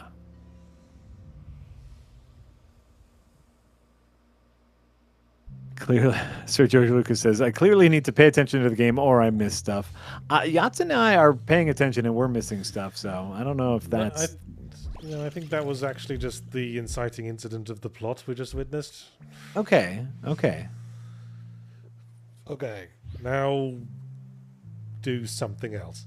Where's my girlfriend? We wonder aloud. I thought we were really getting on. My angel girlfriend. Oh. Man, why did she leave me on red? That's something young people say. Sure it is. Why not? If only this game had a red on black color scheme, that would have been really funny. Oh, that would have been. We can put a gradient over it to make it. Well, you have a red background. The streaming background, Yahtzee. Oh, okay. There you go. Left it on red. Oh my goodness, it's a Pac-Man ghost. Oh, but he's gotten old. And we're getting laughed at by ghost dipshits. You thought you could see your angel girlfriend, loser. Oh, what an idiot. You're never gonna see that angel again. Oh, never. Ah. Pure Pyro says, have you seen Furiosa? I'm assuming Yahtzee has not. Nope. I have, and I really enjoyed it. I thought it was really fucking good.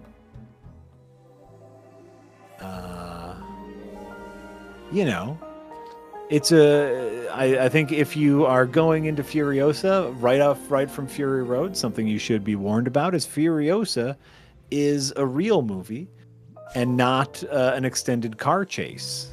Uh-huh. And by the way, I fucking love Fury Road, and I love the fact that it's nothing but a car chase. The plot takes place entirely within a car chase, which is great. It's beautiful. But Furiosa is like a real movie where, there are scenes that don't involve car crashes. So For the record, that is Jack Packard implying that Mad Max Fury Road is not a, quote, real movie. Oh, fuck. Mad Max Fury Road is an exceptional movie. Is more than a real movie. Not less than. Is more than a real movie. It is something incredibly special. And so just to have your expectations put in line, that Furiosa contains scenes that don't involve cars going very fast. Well, isn't that sort of erasing the unique identity that Mad Max Fury Road had? No, because Fury Road still exists. Furiosa does not replace Fury Road. Okay, but I'm saying that isn't the fact that they put a bog standard story back into Mad Max sort of missed the point? No. I think every Mad Max movie has been uniquely different, and so this just continues that the legacy of the Mad Max series. And it still has a ton of fun, a ton of weird, and some high quality shit. It's just, Fury Road is not a movie that can be made all the time. Furiosa, very good. So yeah, I have seen Furiosa. I will watch it again. I'll probably watch them back to back. I think that would be interesting. Watching Furiosa right into Fury Road, that would be a hell of a double feature. Warm up with Furiosa, then watch Fury Road. I guess I'm collecting all these phases of the moon things. Okay, I guess that's a puzzle. Well, Maybe. it's like I've been saying a lot lately. Like, it's kind of annoying when a puzzle is basically just have you checked in all the corners. Right. Like you don't have to. It would be a puzzle if you had to put them in the right order. Yeah. It doesn't test my deductive ability. It just tests my ability to explore everything. Yeah.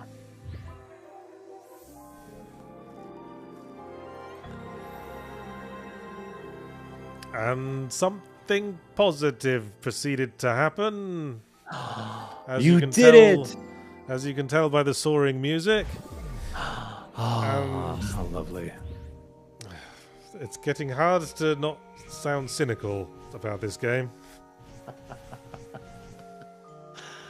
They're still warming you up. They're still warming you up puzzle-wise. This is just, they are establishing a precedent. They're establishing the base reality before they really challenge you. That's what we can say. Oh, hello there, friend. This man looks like he has a leaf hat. No, he looks like he is holding a leaf behind his back and doesn't want to show it to you. He's That's the what I ghost see. of one of them dudes from Legend of Zelda. Oh, a Korok. Yeah, one of them dudes.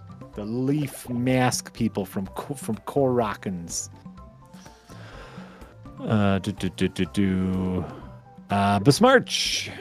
Jack, do you feel ready for the Elden Ring DLC? Yeah, I'm very excited. I'm very excited for that. I'm ready. I'm ready to explore. The plan is weekly streams, and you should know that I am playing this DLC slow as shit because I wanna take in all the new crap. So be prepared for me just to walk around. It'll be great. I still haven't gotten around to finishing the base game, so... You're missing some of the greatest fights in the game. And I know, time. You got the gist, and the time comes for us all. But man, that Horaloo fight is something else. Man, this map isn't a great deal of help, if I'm honest.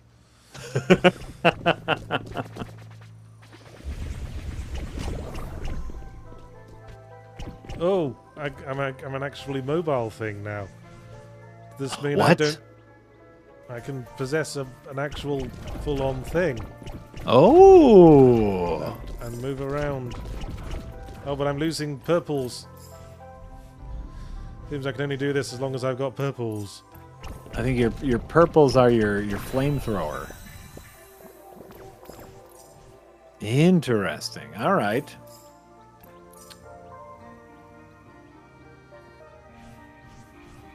All right, that's fine. Dr. Theo says, what is a game puzzle that was too cryptic for you? That's a tough thing, I think, to lay down specifically. Oh, figuring out the name of the gnome in the first King's Quest game. Do you know about this? No, I do not know about this. There's a puzzle in the first King's Quest game where you run into a gnome and it says, if you can guess my name, I will give you a treasure. Mm-hmm. It's the Rumpelstiltskin thing. Sure. And you type in Rumpelstiltskin and the game goes, you got the right idea, but that's not quite right. Okay. And then I think in like a completely unrelated building halfway across the map, you can find a piece of paper that says, sometimes it pays to think backwards. And that's your only clue as to what you're supposed to do. And oh, fuck that. And what you might initially think is that you're supposed to spell out the name Rumpelstiltskin backwards. Sure. But you're not. What you're supposed to do is replace every letter in the name Rumpelstiltskin with its equivalent if the alphabet were reversed. So, for example, instead of an A, it would be a Z. Exactly. Fuck that puzzle. And that is literally all the clues you're given as to how to figure that out. Absolutely fuck that puzzle. Yeah, there were a couple times, I think, in Animal Well, which was very puzzle heavy. Animal Well, I think, did a really good job overall at guiding you, of like giving you information. Some of it was crazy to find the information. But, that's 100%ing it. That's like beyond the first game over. There was a couple in particular after this is without spoiling anything in Animal Well. Later on, they give you an item to kind of help you find secret things. And there is one secret in which every other secret of this kind has a little bleepy thing come up when you use the secret finding item, but this one does not. So it would require you to use one specific tool on literally every surface if you wanted to figure it out yourself. On every single surface of Animal Well in order to properly figure out the puzzle. And that was one of my little dings against the game of like, fuck this puzzle in particular. Just rub one tool. So was that literally the puzzle? Just press on the 3 dots? Was that a fucking join the dots puzzle? Oh no! That was it? That was it? I'm gonna be very dismissive of this game in the review, I fear. Uh-oh. Maybe they get harder. Join the dots puzzle cannot get hard. There is no way to make a join the dots puzzle hard. Oh, sorry. Unless they're unless they're numbered with, I don't know, backwards Roman numerals or something. No, and Blue McDee's nuts. I will not be talking about which puzzle in Animal Well specific. I'm not going to spoil it. But there were a few examples in Animal Well of like you would really have to do some back in the adventure game days. You would call it pixel hunting, of just clicking on absolutely everything. Good old pixel hunting. Yeah. So, but that is a very minimal part of Animal Well, and that's just a game I played recently. So that's why I'm thinking about it. Oh, I think this might just be like a fancy pants upgrade menu. I'm gonna go out and find more stars so I can click on the dots for a very prolonged animation to happen. Oh, okay. So that wasn't necessarily a puzzle. Well, it was sort of presented as one. Sure, that's fair.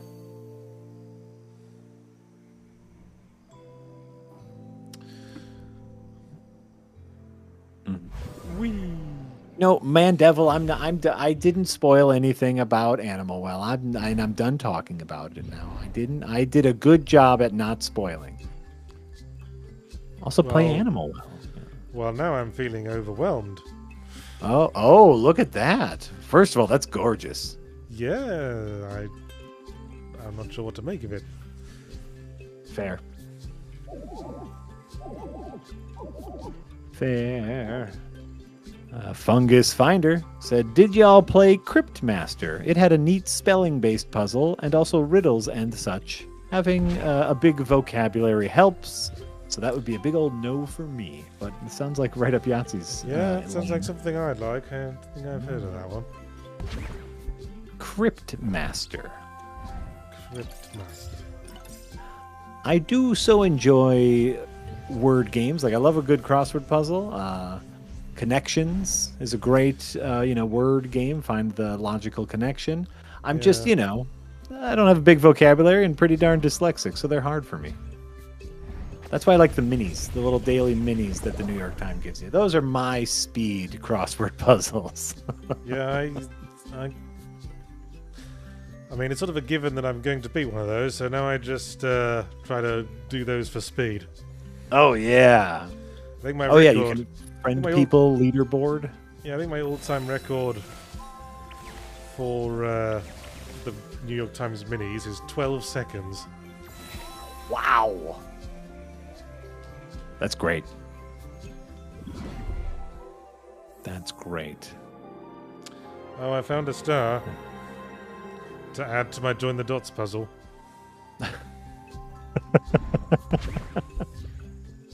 And now Dr. Theo is asking a bit of a, I don't know if this is a joke or not, Dr. Theo, but like, which do you prefer, super cryptic or easy puzzles? It's like, why can't we have just a nice in the middle, a puzzle that you have to, work a little bit to solve?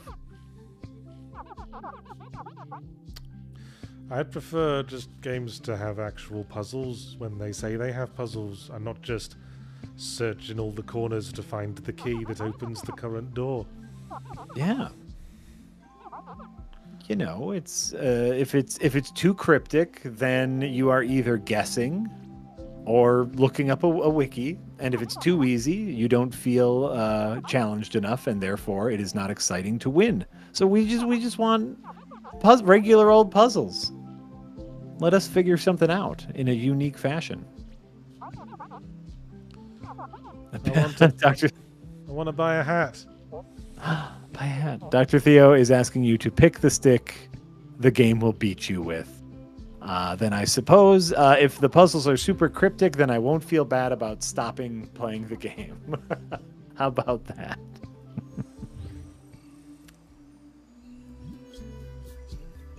Have you tried video game melting pot Stellar Blade? I don't know what that is. Which one is Stellar Blade?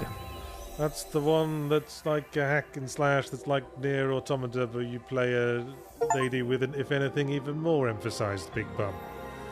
Wait a minute. Nier Automata, if you took damage, she was in a thong. That's impressive. Yeah, well, imagine that, but even more bum-centric. Oh, well, sounds like it's right up my alley. This is my thing. Okay. I've seen this game. You know what? I got into other things, so I haven't played it. I've kind of forgotten about its existence. I'll be quite honest with you. I never much cared. I tried to play a little bit of Nier Automata and never got into it. So I quite liked Nier Automata. Big bottoms aside. Never put them aside. Keep them right there on the screen. But yeah, maybe one day we'll see. I think I saw a gameplay trailer and then immediately forgot about it. So that's my Stellar Blade review. There you go. Yeah. Someday Jack and Jess play Lies of P. I know, and yes, Jess loves Lies of P. We're working on a very secret project in which Lies of P has been brought up a lot. So maybe one of these days I will finally play Lies of P. I just don't care. I don't want to play as Pinocchio. Well, it's only Pinocchio in a very, very loose sense. I don't want to play as that character. If it was the exact same game, but it let me customize my character, if it let me do a character creation, I might feel very differently. I don't want to. So you could decide to play as whichever early Disney character you want. Yes. No, I want to be the rescuers down under. Oh, hell yeah. I want to be that creepy rat from Secret of Nim. That wasn't Disney, that was Don Bluth. Oh, fuck. I still want to be that rat. Hey, get away from me, asshole. But yes, I do hear wonderful things about Lies of P. I will probably get around to it. Maybe when we're done with the Elden Ring DLC, that'll be like a Jess and I stream series. So she can mock me while I try Lies of P. I know Disney's first animated feature was Snow White. What was their second? Because Pinocchio was really early, wasn't it? It was one of their really early ones before their first decline. Could be I'm going to say Dumbo.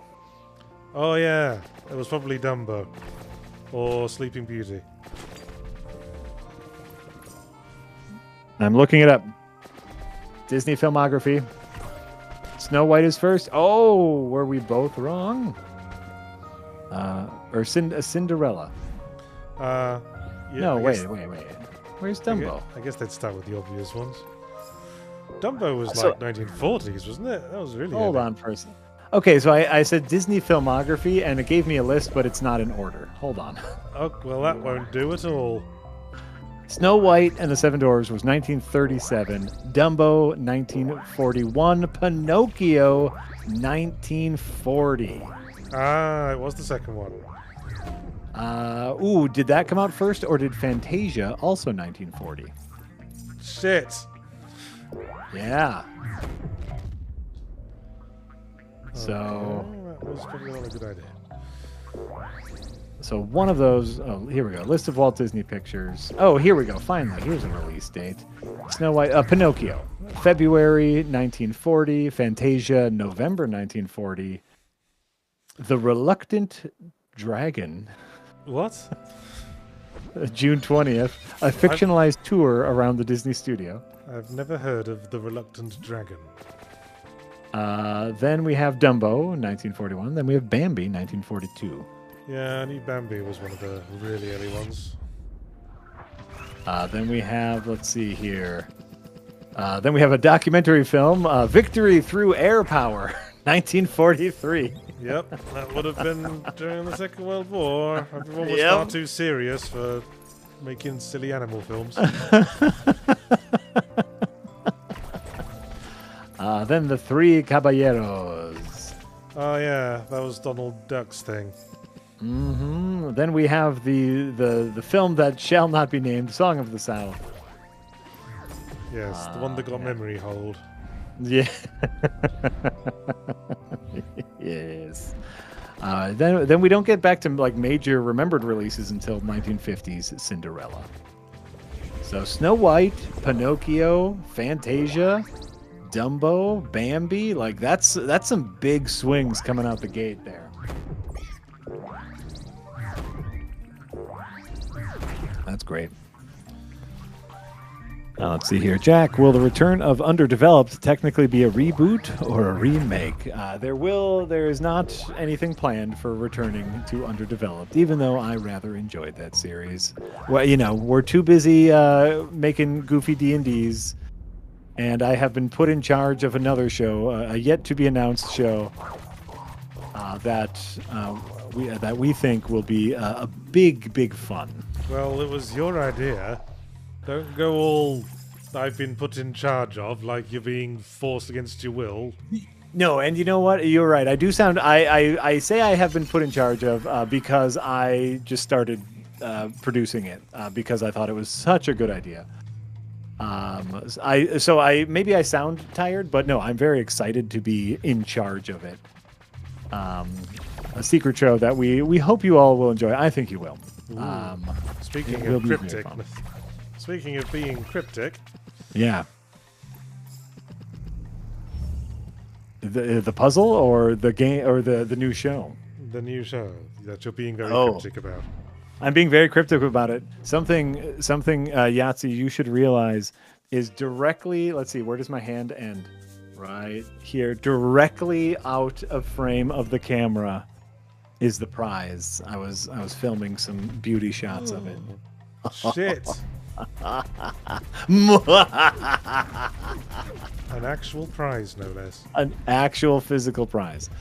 It's gonna be great. You guys are gonna love it. I'm really. We're waiting for the rewind. Yes, the rewind is coming. July 9th is our first planned rewind podcast. Myself, Marty, Darren. Very, very excited. Any chance to just chat with Darren, I'm very excited about. I love our movie and TV chats. So rewind, July 9th. So fun. SVS Guru 2000. I don't have time for puzzles. Any puzzle I encounter, I immediately alt-tab to a wiki. Well, then why do you play puzzle games? Yeah, you're missing out. That's the whole point. You're supposed to be feeling satisfied with your cleverness at having figured it out. Yes. That's the whole appeal. That's why I hold my phone up to my wife and say, look, I got the pangram in the spelling bee in like my first few seconds of looking at it. And she goes, very nice, dear, you're very clever. Look at what a good job I did. I do like that, though. Like, I like, the games that people play together, like, whether it be Wordle or Connections, and then, like, people talking about their strategies. Oh, did you get this one? Did you get this one? It's fun. It's fun. And, you want to feel smart. Have you seen that new Wordle bot thing they've got? No. When you complete Wordle, there's, like, a little thing that says, would you like Wordlebot to assess your guesses? And like you got this AI to go through your guesses saying, yeah, that was a pretty good guess on your part, but I would have gone with such and such. And I'm probably going to stop checking it because he kind of pisses me off. It's like, yeah, I guess that was a decent starting word, but my starting word would have been much better. Like, bitch, we haven't got any clues yet. That's the thing that always bothered me about Wordle. Is there was no strategy as far as the beginning of the game. You just had to choose a word. And people would be really excited about getting it in one try. And it's like, no, you guessed, motherfucker. Yeah. That's a guess. Well, there's sort of a strategy to it in that you pick a word that has as many common letters as possible. Sure. What's your go-to for first Wordle word? Isle. That's pretty good. I usually go with adieu. Ooh. Yeah, the most vowels that you can get in there. So isle is really nice. It has S, it has L. Common letters, but I don't play Wordle anymore because like the game element really fell off. Connections, I love. Connections is my go-to wind down word puzzle game. I just go through them all. I do Wordle, I do Connections, then I spend a considerably longer amount of time doing the spelling bee. Then in the evenings I do the actual crossword. That's the reason I got the app in the first place. Right. James Morgan says Don Bluth Films now owned by Disney. That's probably true. Well, they own fucking everything now, don't they? They own goddamn everything. Okay, which, of course, was their big plan. I guess I'm supposed to be getting to that arrow over there. Without dying. Nope, there's too much darkness. There's too much darkness. No. There's too much darkness. Oh, I got wait. Slurped. Did you die? You lost some of your bits. I think I did die. You did die. And now you lost your bits. Oh, man. I was collecting those for some reason. Wait, John Billy, is that true? Disney owns Poor Things? Who put out Poor Things?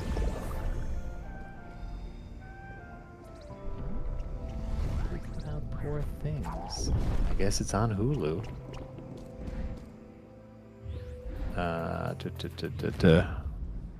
Ow. John Billy, who is that? Is that a 20th Century Fox thing? Is that why they own it now?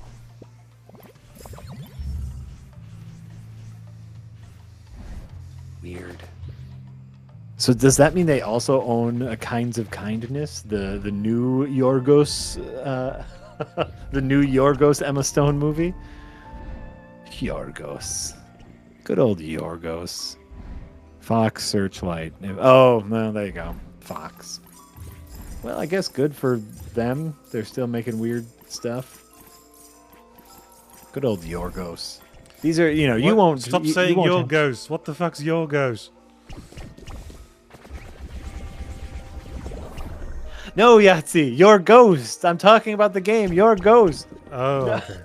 No, Yorgos Lanthimos is the director of the movie Poor Things. In the past, he has directed a movie called The Favorite. He directed The Lobster. Movies The Lobster. yeah, the wonderfully bizarre indie movies. The Favorite is, you know, for anyone. Who is the lady actress, slightly comedian? She was in Hot Fuzz as a small role. Olivia Colman.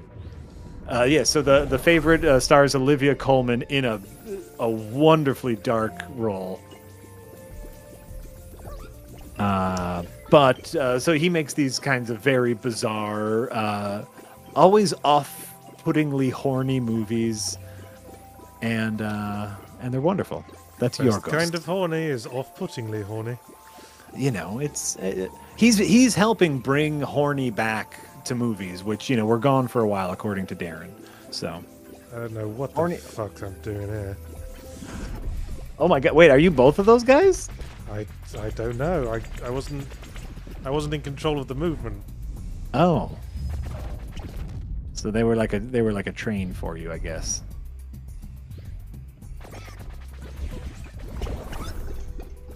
Okay, you can be that thing. I can use the analog stick to sprinkle stardust on things. Oh, okay. And the stardust hurts things? Question mark. A couple of the things chasing you stopped chasing you.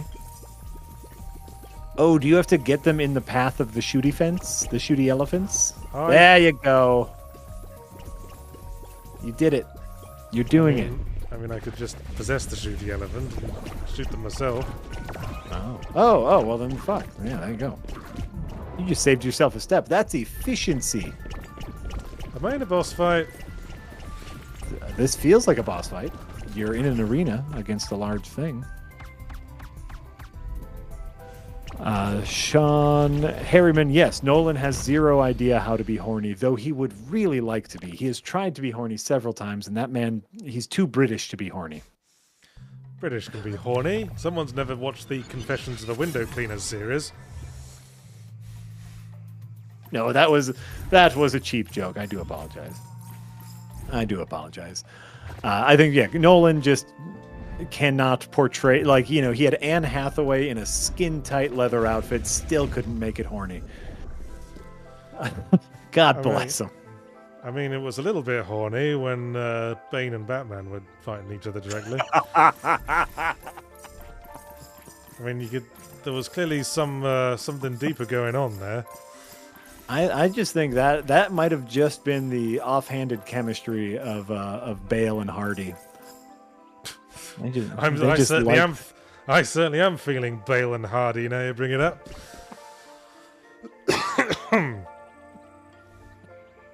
Ooh, had some oysters. Now I'm feeling a little Bale and Hardy.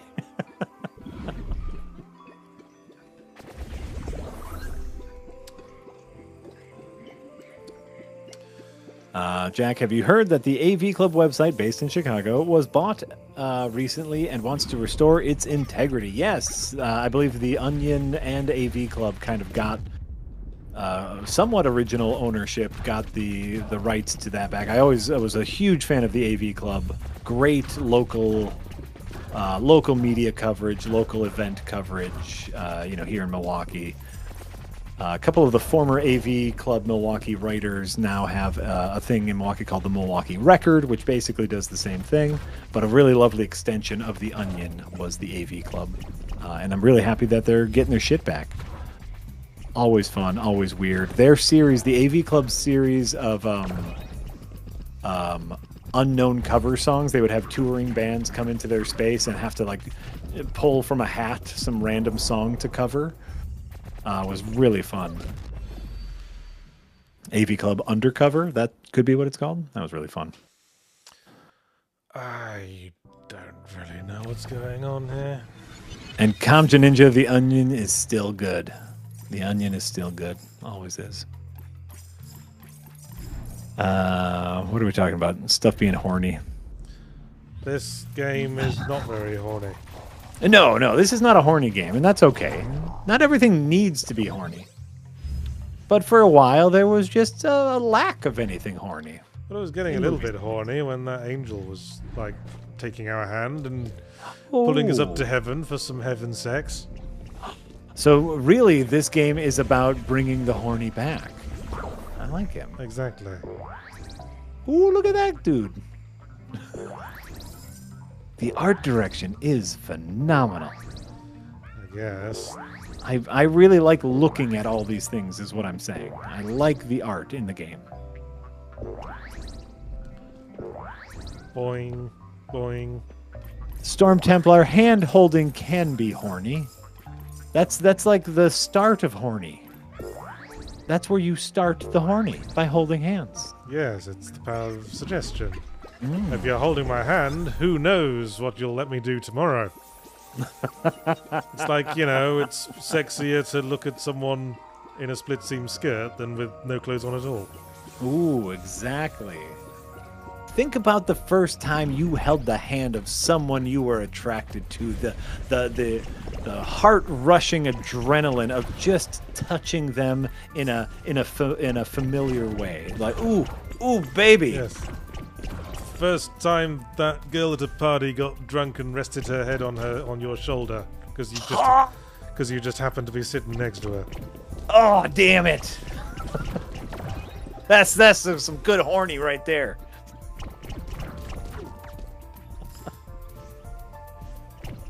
Sweaty hands, who cares? Maybe their hands are sweaty too. Maybe they're nervous too. Now, guess what? Now not only are you holding the hands, they're wet. You know what that means. All right. Yes, you're probably going to give each other a disease. Wash up afterwards. Ooh, baby.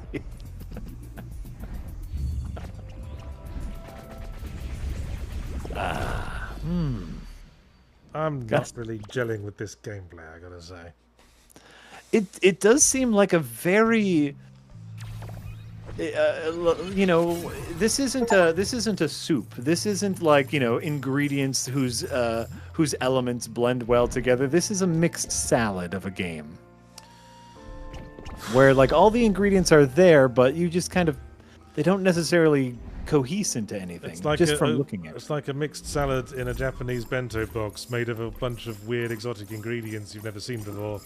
Ooh, And there you go. are slightly afraid that they're going to taste like shit.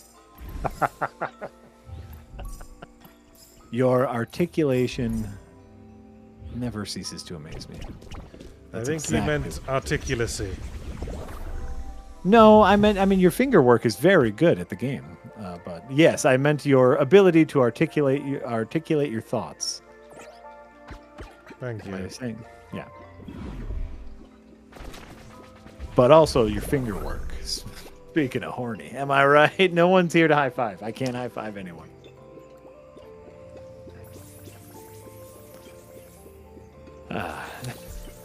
Okay, let's try this again. Okay. Oh wait, are you still on this boss fight? Yes. I keep getting blindsided by twats. Oh. And I've only got 3 hearts. And my ammo keeps running out. Oh. When I first tried this boss fight, I had like 200 purple blobs. Yeah. But now I've only got 2 purple blobs. So Oh. if I possess one of the turret guys, I'll only have 2 purple blobs to fire. And Gotcha. then I ain't got shit to do. Gotcha. Kamja Ninja says, according to the dictionary, articulacy might only be a word in the UK. Well, I take that as a win, because UK English is the best English. I don't know if I can have an opinion on this because I'm bad at English in general. So I won't get into it. I think English is dumb. I think there's too many weird rules. Well, quite. It is one of the hardest languages to learn as a second language because so much of it alters based on context. Right. I once took a gig voicing a character in an educational game that taught kids like rules of English. Mm-hmm. And like every other page, like the last thing I had to say was, "There's no rule defining what words follow this rule. You just have to memorize all of them. Sorry." I before E, except after C, except in like 500 different cases. Fucking right. Don't even get me started on the letter C. What a useless letter. Get out of here, C. Fuck off. You're happy with just K and S, are you? K, S, and Ch. That's all we need. Maybe C could just be Ch from now on. Exactly. Exchange C for Ch. Everything else is a K or an S. Fuck off, letter C. Did you know TH used to be its own letter? Really? In Yes. the English language? Yes, it was called a thorn, and it used to look like a Y, and that's why we say ye olde, because that actually is not a Y, it's a thorn. So it's supposed to be pronounced the oldie. Ooh, I like knowing that. Thank you for that. That's fun. That's fun. No, and I know, like, in other languages, like in Spanish, you know, a lot of the letters are, you know, a combination of letters to make a sound. Let's just do that. We got cha, and then you got a K or an S, and you know what that letter is sounding like. C. Oh, just messing with us. Just messing with us. Access. Access as a word upsets me. Oh, I don't know. I think there's a certain charm to the double C, like in succulent. Succulent. Succubus. Succubus, exactly. Succubus. Yeah. Those are fun words to say. They are, but you know, the C's and S's flying with frivolity, not following any rules, just being whatever the hell they want to be. Yes, they're very whimsical. Tiberia- Okay, I died again. Tiberius Quirk over in the Twitch chat spelt out succubus or succulent using a K and says it looks bad. I like it. It does, though, look like a heavy metal band. Yeah, would name their band Succulent with a K. It's a little disquieting. Anyway, yes, that was Hauntii. Honestly, yeah, didn't really like that much. No. Well, that's okay. You just played it for a little bit, and now you know. So there you go. There we go. Not really for me, but thanks for watching Yahtzee Tries. I wish I had a slightly more explosive thing to say than that, but yeah. I mean, it looks nice. It really does. And you can make things look like dongs flapping around. So that, you know, points. Yeah, there's There we that. go. Yeah. So, I was Yahtzee Crucial. I was joined by Jack Packard Yay! of That's true. various things fame. Don't forget to watch today's Fully Ramblematic, which went out earlier today on the subject of Sulaco, an early access shooter with apparently very passionate developers. And yeah. Don't forget that this stream and my last stream will be compiled into a nice, fun, edited video that will go out on Sunday. But before that, on Saturday is episode 1 of the remastered Adventurers Now Season 1, where we actually started doing it for realsies. That's right. This Saturday and every week until they are all out. New remastered, a new with an asterisk remastered episode of Adventures Now. I'll be back streaming tomorrow. I think Casey and I are streaming an F-Zero like tomorrow, which is very, very exciting. And I think I'm also streaming on Friday. I don't know what that one is, but so I'll be back later. You'll see me. I'll be hanging around today this week. All right. Okay. Tune in for the Firelink podcast that will be later today at in about an hour's time. And until then, I guess I'll see you all later. Bye, everyone. Bye. You did it. You did it, everyone.